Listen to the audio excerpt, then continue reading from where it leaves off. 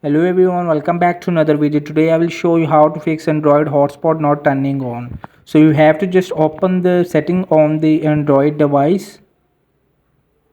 So you have to just simply open the settings where you can see the solution of hotspot not turning on.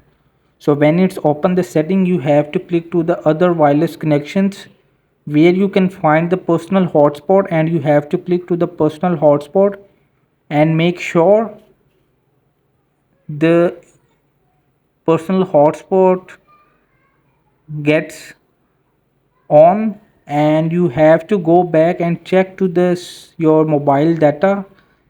It has been accessed strongly internet connection, so you have to check the mobile data it's turned on. And you have also checked to the Wi-Fi. If you have connected to the Wi-Fi, you make sure that your connection has been accessed internet and strongly. So it has both are true, so you can turn it on your personal hotspot. Hope this video helped you. Please don't forget to like and subscribe and get notified for more videos.